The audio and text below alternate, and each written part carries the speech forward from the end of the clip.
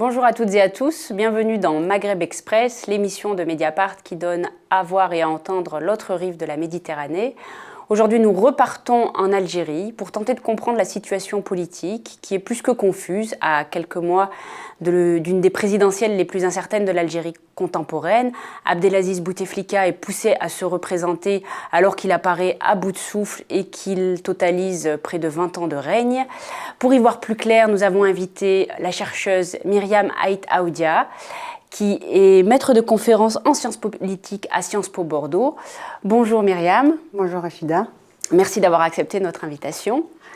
On vous doit de nombreux travaux sur les partis politiques, l'islamisme et les transitions démocratiques, et on vous doit notamment cet ouvrage clé pour comprendre l'Algérie d'aujourd'hui et sa stabilité. C'est l'expérience démocratique en Algérie, 1988-1992, qui était paru aux presses de Sciences Po. Je signale également le dernier numéro de la revue Moyen-Orient, qui consacre tout un dossier à l'Algérie, et vous y avez signé un article très intéressant, Pluralisme et islamisme en Algérie. Nous allons en parler, mais avant, je voudrais que nous regardions quelques images. Pour commencer d'abord, le président de la République, Abdelaziz Bouteflika, comme annoncé en titre, s'est recueilli ce jeudi au Carré des Martyrs, au cimetière d'El Alia, à la mémoire des martyrs de la guerre de libération nationale. Et puis à l'occasion, bien sûr, de la célébration du 64e anniversaire du déclenchement de la guerre de libération nationale, le président de la République, après avoir salué un détachement de la garde républicaine qui lui a rendu les honneurs, le président Bouteflika a déposé une gerbe de fleurs devant la stèle commémorative et a récité la Fatiha du Saint-Coran à la mémoire des Chouhada.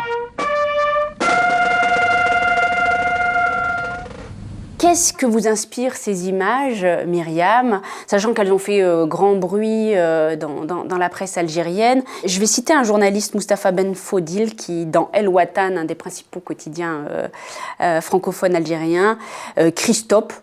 Si par extraordinaire Abdelaziz Bouteflika lit ce papier, si un bout de sa conscience fonctionne encore, nous lui adressons solennellement ce message. Monsieur le Président, si vous n'avez cure de votre propre image, de votre dignité, au moins faites-le pour l'Algérie. Briguez sans mandat si vous voulez, restez sur le trône 1000 ans encore si cela peut contenter votre ego, mais de grâce, au moins, épargnez-nous ce sinistre spectacle. Restez chez vous, ne sortez plus. Alors, ces images sont en effet surprenantes dans la mesure où c'est la première fois qu'on voit le président Bouteflika dans un tel état. On le montre, comme vous l'avez vu, extrêmement dégradé, affaibli, avec le regard vide. Et ce qui est très intéressant, c'est que vous le constatez, le caméraman zoome. On le voit dans un premier temps de loin et ensuite la caméra se rapproche. Et c'est la première fois qu'on voit le président Bouteflika d'aussi près, dont on peut se rendre compte de son état extrêmement grave, semble-t-il. Et ce qui est intéressant, c'est que vous l'avez dit, de nombreux journalistes ont répercuté, ont commenté ces images parce qu'elles sont inédites depuis la maladie du président. Et ce qui est intéressant, c'est qu'elles se déroulent le 1er novembre, lors de la commémoration du 1er novembre 1954, c'est-à-dire le déclenchement de la guerre d'indépendance. Donc il se recueille au cimetière El Alia. Et pourquoi c'est intéressant? Puisque ça, une grande partie de sa légitimité et celle de ses prédécesseurs est précisément fondée sur leur participation à la guerre d'indépendance. Mais la guerre s'éloignant dans le temps, nous avons obtenu notre indépendance en 1962, nous sommes en 2018, ça fait près de 60 ans, 56 ans que le pays est indépendant. Comment remplacer le président Bouteflika? Lui bénéficie de cette légitimité révolutionnaire. Aujourd'hui, qui bénéficie d'une légitimité révolutionnaire à part de vieux monsieur de 80 ans? Donc la question aussi de la succession est posée. Le fait que ces images soient l'occasion de la commémoration de la guerre d'indépendance est extrêmement important. En termes de communication, vous pensez que c'est calculé finalement? Parce qu'on a vraiment l'image d'un vieillard en fin de vie plus que d'un dirigeant d'une des plus grandes nations africaines. Est-ce que vous pensez que c'est une stratégie aussi de communication de mettre en avant un président aussi affaibli? Je ne crois pas du tout que ce soit le cas dans la mesure où la situation est extrêmement incertaine. Il n'y a pas la question de la succession se pose avec force.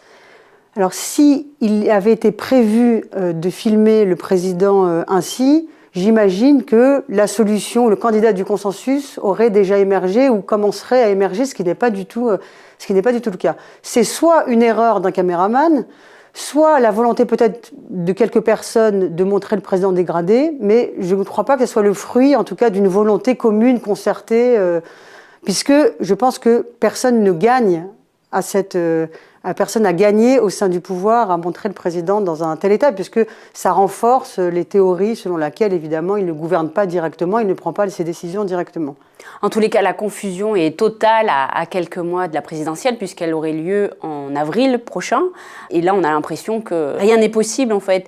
Il y a eu plusieurs déclarations avant ce 1er novembre, notamment au sein du côté du FLN ou encore du patronat algérien, demandant que Abdelaziz Bouteflika rempile pour un 5e mandat. Mais aujourd'hui, même ceux au sein de la majorité présidentielle qui invoquaient un 5e mandat ne semblent plus l'invoquer de manière aussi bruyante. Ils préfèrent parler de continuité. Toutes les rumeurs sont permises. On parle aujourd'hui d'un report de la présidentielle, d'une modification de la Constitution qui permettrait à Abdelaziz Bouteflika de prolonger son mandat. En gros, on stipule jusqu'à sa mort. Quelle est la lecture que vous faites de cette confusion ? Alors, il est certain que la situation paraît confuse. Elle est, de fait, elle est confuse à plusieurs égards, et notamment au regard de l'affaiblissement, enfin, la dégradation de l'état de santé du président, qui est dorénavant public, dont tout le monde peut témoigner, ce qui n'est pas le cas avant. Donc, ça pose la question tant de la capacité de se représenter de façon, disons, acceptable et raisonnable, tant au vu des élites dirigeantes qu'au vu de la population, donc de la légitimation de sa candidature. Et vous avez raison de noter le caractère, les revirements de certains responsables du FLN qui a appelé, et d'autres partis d'ailleurs, qui a appelé à sa candidature, qui sont aujourd'hui un peu plus hésitants ou taiseux. Et le fait est qu'on sera fixé très vite, puisque si les élections ont lieu au printemps prochain, le corps électoral doit être convoqué en février. Donc on saura vite deux choses. Si, un, les élections ont bien lieu en avril prochain. Deux, qui est candidat. Et je pense que ça, on le saura bientôt, mais je pense que personne aujourd'hui ne peut prédire ce qu'il se passera dans les prochaines semaines. En 2014, c'était un peu déjà le cas. Il y avait eu plusieurs spéculations. Va-t-il être candidat ou pas ? Finalement, il avait été candidat. Il était sorti du bois à la dernière minute et il avait été élu haut la main dès le premier tour. Est-ce que pour vous, c'est un classique pour brouiller les pistes, ce qui est en train de se produire actuellement ? Ou est-ce qu'on n'est pas plutôt dans quelque chose qui est véritablement inédit et qui signifie que voilà, on est quand même à un grand virage aujourd'hui en Algérie, avec une élection présidentielle qui pourrait être véritablement compromise du fait de son état de santé. Mais moi, je ne crois pas que la confusion soit un fait volontaire de la part des élites. Je pense qu'elle montre un élément qui probablement est inédit, en tout cas qui ne soit jamais manifesté avec une telle force, c'est l'incapacité ou la difficulté à gérer les conflits internes au pouvoir, les conflits qui agitent les sphères au pouvoir, à les gérer de façon interne. Les conflits sont dorénavant publics. Et ça, c'est un élément extrêmement important. J'en veux pour preuve quelques épisodes qui sont survenus récemment en Algérie. La destitution rocambolesque du président de l'Assemblée nationale. Vous parlez d'Oudabès, les déclarations du président, du secrétaire général du FLN, sa démission également. Les critiques formulées par le ministre de la Justice contre le Premier ministre, la démission et l'arrestation de généraux, tout ça est public. Tout ça est public. Et c'est extrêmement important de voir que ça ne sert pas, probablement pas, les intérêts de ceux qui dirigent le pays. Néanmoins, les conflits sont réglés publiquement. Donc, d'une certaine manière, la population, les médias sont témoins de ces conflits, ce qui rend plus compliqué. Du coup, les élites dirigeantes ne maîtrisent pas nécessairement les effets de la publicisation de ces conflits. Donc ça, je pense que c'est un élément important.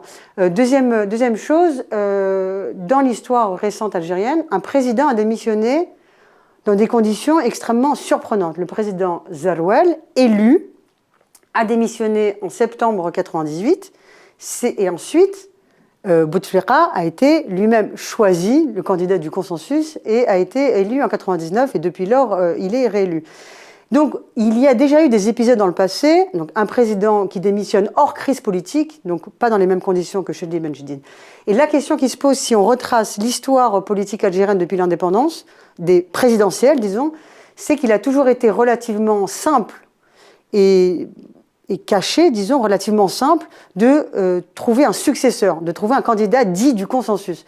Et peut-être qu'aujourd'hui, la nouveauté, c'est que personne ne s'accorde sur un candidat du consensus et les conflits émergent sur la place publique. D'accord, donc c'est ça qui serait véritablement nouveau finalement, ces fractures internes qui apparaissent au grand jour. Alors moi je pense que c'est extrêmement important de noter et de relever que le gouvernement ne donne pas à voir une image unanimiste, consensuelle, mais qu'il se donne à voir, sans le maîtriser nécessairement, qu'il se donne à voir comme un pouvoir éclaté, conflictuel et traversé par des divisions. Les conflits entre le responsable du forum économique algérien et l'ancien Premier ministre qui a démissionné très rapidement, très peu de temps après avoir été nommé, des ministres qui sont nommés et qui sont destitués quelques jours parfois après leur nomination, ce qui est arrivé l'année dernière. Donc, qu'est-ce que cela signifie ?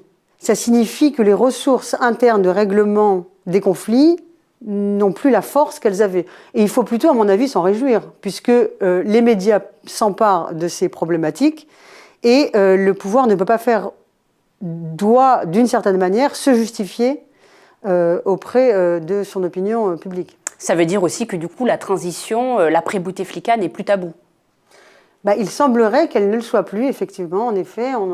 Il semblerait qu'elle ne le soit plus, bien que l'avenir est très incertain. Je pense qu'il faut rester modeste. Personne ne peut lire l'avenir. Et si les sciences sociales nous apprennent quelque chose, parmi les nombreuses choses que les sciences sociales nous apprennent, c'est bien que les changements de régime, les révolutions, sont imprévisibles. Donc on ne peut pas aujourd'hui prédire l'avenir algérien. Néanmoins, il est clair que la situation est incertaine. J'en reviens à votre travail, notamment à cette expérience démocratique algérienne entre 88 et 92, qui fut un échec mais qui aura duré 3 ans. Pourquoi, pour vous, pour comprendre l'indigence politique aujourd'hui, il faut revenir aux années charnières que sont les années 90 ? Alors moi je pense que la période effectivement 1988-1992 est essentielle à la compréhension de la situation politique actuelle à plusieurs égards. D'abord, je rappelle qu'entre 1988 et 1992, l'Algérie a connu la première expérience démocratique de sa propre histoire, puisqu'elle est passée d'un régime de parti unique autoritaire à un régime pluraliste et réellement démocratique, je pourrais en dire un mot. Et aussi, c'est la première expérience démocratique dans la région, quelques 20 ans avant ce qu'on a appelé le printemps arabe. Cette expérience est extrêmement importante dans la mesure où l'Algérie est le seul pays arabe, mais l'Algérie a expérimenté un pluralisme, elle a expérimenté une véritable liberté d'association, d'expression, de mobilisation partisane, puisque des dizaines de partis ont été légalisés, des partis créés par les plus farouches opposants du régime parti unique FLN ont été reconnus, le Front islamique du salut, des partis berbéristes, le RCD, le FFS, etc. Et cet épisode s'est terminé dramatiquement par une suspension du processus électoral, puisque je rappelle que le Front islamique du salut a remporté les élections législatives, premières élections libres, et que ces élections ont été interrompues. Et il s'en est suivi une dizaine d'années de guerre civile particulièrement meurtrière. Pourquoi il est important de revenir sur cet épisode ? Pour 2 raisons, je pense.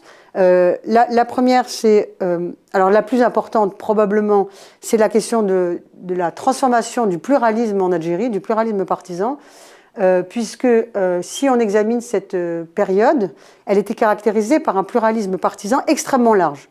Tous les partis qui ont fait la demande, qui souhaitaient participer à la compétition électorale, ont pu participer à la compétition électorale, y compris donc le Front islamique du salut qui remettait en question les fondements de la République algérienne, qui voulait instaurer la charia, etc., et qui remettait, et qui avait, disons, des positions extrêmement radicales au regard de la vie politique actuelle, ou du pluralisme, à l'époque. Et aujourd'hui, ce n'est plus du tout le cas. Tout se passe comme si les élites algériennes avaient tiré les leçons de cet échec de l'expérience démocratique. Et aujourd'hui, toutes les dispositions juridiques adoptées, les nouvelles constitutions depuis le milieu des années 90, restreignent le pluralisme partisan et font en sorte que des partis aussi radicaux que le FIS ne soient plus légalisés, ne participent plus aux élections. Alors je veux insister sur ce point parce qu'il est extrêmement important et il nous permet même de comprendre d'autres situations politiques dans le monde actuel et pas seulement le monde arabe. C'est en 92, un parti participe aux élections, emporte les élections et ces élections sont interrompues à la demande d'une partie de la société civile. Elles sont interrompues par l'armée au nom de la démocratie. Les opposants à l'interruption des élections s'insurgent contre cette décision d'arrêter des élections démocratiques, puisque le peuple est souverain, il a voté pour un parti comme le FIS, donc l'arrêt des élections est un coup d'État considéré comme antidémocratique. Ce qui est fascinant, c'est que les deux positions s'appuient sur la défense de la démocratie. Arrêter un processus électoral au nom de la démocratie, parce que pour ceux qui le défendaient, on ne peut pas réduire une élection à de l'arithmétique, et on doit veiller à ce que les partis susceptibles d'accéder au pouvoir ne contreviennent pas aux valeurs du pluralisme, au libéralisme politique, au respect des minorités, ce qui n'était pas le cas du FIS, dont on soupçonnait que ce n'était pas le cas du FIS. Et de l'autre côté, on dit, quel que soit le parti, à partir du moment où il a la majorité des suffrages, il arrive au pouvoir et il peut gérer le pays. Donc on voit aujourd'hui, vous imaginez tous les cas contemporains. Donc, disons que l'Algérie s'est débrouillée avec cette affaire de la façon suivante, c'est que plutôt que de légaliser un parti, et s'il arrive au pouvoir, d'arrêter les élections parce que ce parti serait antidémocratique, aujourd'hui, le droit électoral, le droit des partis politiques et le droit constitutionnel posent des critères en amont de la reconnaissance des partis, selon lesquels les partis doivent respecter un certain nombre d'éléments, le respect du pluralisme, du caractère républicain de l'État, le rejet de la violence, l'interdiction d'instrumentaliser la religion à des fins politiques, l'égalité entre les hommes et les femmes, etc. Et un parti comme le FIS aujourd'hui ne peut plus être reconnu en Algérie. Ce qui n'empêche pas, évidemment, le paradoxe, la situation paradoxale est la suivante, c'est que aujourd'hui, il n'y a jamais eu autant de partis islamistes en Algérie. Mais ils ne sont pas du même genre, disons, que ce qu'ils étaient, ce que le FIS était auparavant. Quel est l'état des lieux aujourd'hui, justement, des partis, notamment islamistes Eh bien, la situation est vraiment extrêmement intéressante. Elle est très paradoxale. C'est l'objet de mes recherches actuelles avec un collègue d'Oran. C'est que, alors que le pluralisme, disons, est encadré pour protéger, disons, la démocratie, puisque la démocratie a ce suscite paradoxal, que son fondement même, qui est la liberté d'expression, peut se retourner contre elle-même, puisque en ouvrant la liberté d'expression au plus grand nombre, eh bien, un parti antidémocratique peut parvenir au pouvoir. Donc aujourd'hui, il n'y a jamais eu autant de partis islamistes, il y en a 8, mais ils ont ceci de particulier que, disons que leur identité islamique est très ambivalente et très ambiguë. Voilà, elle est très ambivalente, et je pense, enfin mon hypothèse est qu'ils se conforment au nouveau droit, afin de pouvoir être reconnus et participer aux élections. Et les scissions sont permanentes. Il y a une crise de leadership des partis islamistes extrêmement fréquente, des scissions, des fusions, des nouvelles fusions après des scissions, etc. Donc la lisibilité de l'offre politique islamiste est assez difficile à produire. Néanmoins, ces scissions, je pense, montrent la difficulté pour ces partis, la difficile conversion, disons, à un état du jeu pluraliste et républicain peut-être. Et du coup, j'en reviens à votre démonstration précédente qui montre finalement que limiter et encadrer la démocratie pour que n'émergent plus des partis antidémocratiques tels le FIS a été une bonne chose, mais quelque part, ça s'est retourné contre elle-même, puisque aujourd'hui, cette indigence auquel on assiste en Algérie résulte de cela. Comment vous expliquez qu'on a un président qui est très affaibli depuis 2013, donc c'est quand même depuis quelques années maintenant, depuis plus de 5 ans. Comment vous expliquez qu'en face, aucune opposition crédible, aucune figure ne parvienne à émerger Alors il y a deux choses dans votre question. Il y a le fait que disons, la restriction du pluralisme ne peut être comprise sans un retour sur la période 88-92 et l'arrêt du processus électoral et le terrorisme islamiste en Algérie, c'est absolument certain et ça nous permet de saisir, par exemple, l'offre politique, mais essentiellement islamiste. Le fait que l'opposition soit assez indigente, peu crédible aujourd'hui en Algérie, à mon avis, s'explique par plusieurs éléments, plusieurs facteurs. Le fait qu'elle se soit pour une partie d'entre elles alliée parfois au pouvoir et qu'elle s'en soit distanciée à d'autres moments. Et il est en tout cas extrêmement difficile, puisque bon, on n'a pas d'outils, il n'y a pas de sociologie électorale en Algérie et les sondages n'existent pas. Donc il est difficile de savoir quel est, disons, le sentiment, quels sont les sentiments de la population à l'égard des partis d'opposition. Ce que l'on peut voir, c'est que les partis d'opposition, comme le RCD par exemple, le FFS ou d'autres, qui tentent de mobiliser la population contre le régime en place, échouent. Peut-être cela montre-t-il leur manque de crédibilité comme force d'alternative, enfin comme d'alternance, pardon. Et j'en veux pour preuve ce qui s'est passé en Algérie au moment du printemps arabe. Des organisations se sont constituées autour d'un comité pour, disons, le changement de régime au moment du printemps arabe et organisé des mobilisations.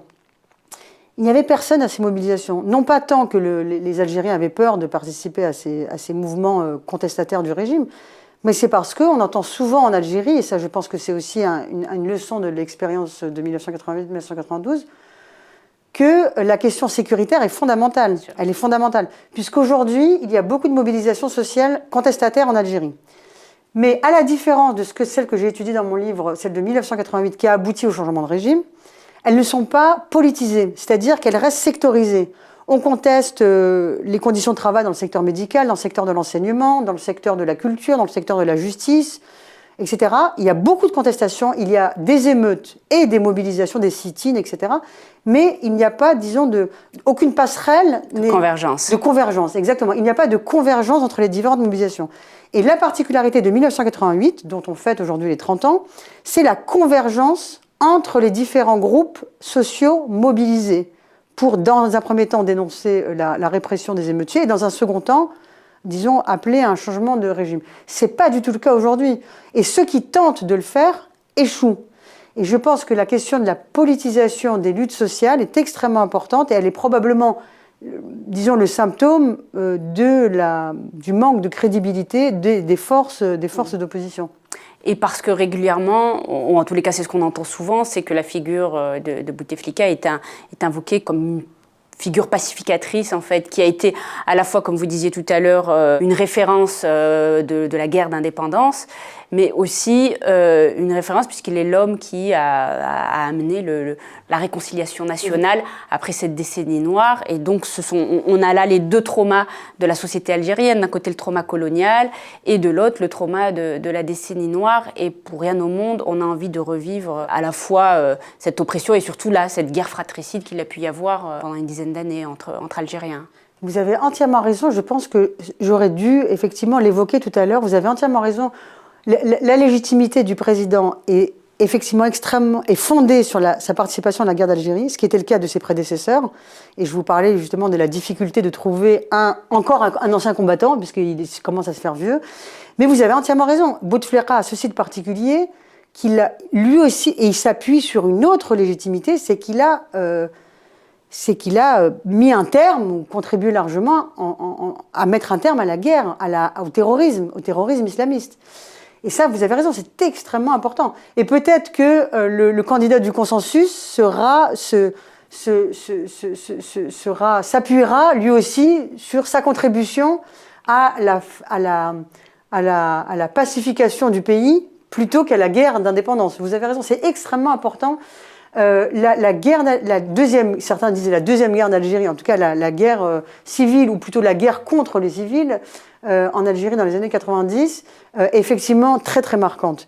Elle est très marquante parce que, je vous disais, certains continuent de dire que... parce que c'est l'interprétation de la responsabilité pendant la guerre qui est en jeu, et elle est marquante parce que, évidemment, il y a eu 200 000 morts. Enfin, voilà, les Algériens sont extrêmement, évidemment, marqués et traumatisés par cette époque, par cet épisode. Et le président Bouteflika ne cessait de dire il vaut mieux... Enfin, j'ai apporté la paix en Algérie, et quand on voit la Libye, la Syrie, etc., certains se disent, dans la population, il vaut mieux vivre avec un pouvoir autoritaire, ce qui est le cas du pouvoir algérien, bien sûr. Il vaut mieux vivre sous un régime autoritaire, mais sans guerre, plutôt que l'incertitude totale, puisque comme l'Algérie a connu ce premier printemps arabe, qui a abouti à une guerre civile, probablement liée à la question de régulation du pluralisme, les Algériens se disent, je ne suis évidemment pas le porte-parole, et évidemment les outils de connaissance sont manquants, en tout cas il n'y a pas de sociologie électorale, de sondage en Algérie, mais en tout cas c'est une hypothèse effectivement extrêmement importante. Et sérieuse. Alors on parle beaucoup du régime en panne, du régime malade, à l'image de son président, ou de cette épidémie de choléra qui a frappé le pays l'été dernier, qui était un peu l'allégorie du pouvoir malade. Qu'en est-il de la société? Vous apparaît-elle passive, en éveil? Et ce sera ma dernière question. Question difficile, parce que comment parler de la société voilà, je n'en parle pas en tout cas en tant que chercheuse là, enfin disons que j'en parle en tant que... Voilà, j'étais à Alger il y a pas longtemps, j'y vais très régulièrement. Alors, il est difficile de répondre à cette question. Moi, elle est les deux probablement, elle est à la fois éteinte et en éveil. Cela dépend de l'heure à laquelle on sort. Évidemment, si on sort après 18h à Alger, on a l'impression que la société algérienne est en veille. Elle est en éveil à d'autres moments. La scène artistique, voilà, est vive. Le cinéma algérien se renouvelle, bien qu'il y ait un épisode pathétique de censure d'un film sur Bemhidi. Voilà, donc c'est quand même assez dramatique. Donc il y a de la censure de la part du pouvoir, et la société, disons, une partie d'entre elles se mobilise, comme je le disais tout à l'heure, il y a des conflits sociaux, des mobilisations sociales, c'est-à-dire qu'il n'y a pas du tout d'apathie, pas du tout. Il y a des revendications, des mobilisations. Il y a eu récemment une mobilisation absolument incroyable. Une femme qui portait le hijab a été embêtée, harcelée dans l'espace public parce qu'elle faisait un jogging le matin. Eh bien, elle s'en est émue sur les réseaux sociaux, sur un réseau social, et a été organisée une manifestation d'Algériennes voilà, pour faire un jogging. Bon. Voilà, c'était les femmes, disons, cet épisode est vraiment intéressant parce que c'est une mobilisation du bas et pas c'est pas une association ou un parti politique qui a appelé. C'était complètement spontané. Il y a eu un élan citoyen, un élan des femmes qui ont occupé l'espace public de leur corps, donc physiquement. Et qui ont dit mais arrêtez on peut faire d'un jogging avec ou sans hijab, on peut faire du jogging en Algérie le matin sans être insulté, méprisé et harcelé. Bon, après je pourrais vous donner des exemples qui sont ça c'est un exemple évidemment positif, mais je pourrais vous donner des exemples qui sont plus dramatiques, mais voilà, probablement qu'il y a tout et son contraire comme et qu'il faut garder effectivement espoir et puis rester optimiste. Merci Myriam Aïtaoudia d'avoir participé à ce Maghreb Express. À très bientôt pour un nouveau numéro.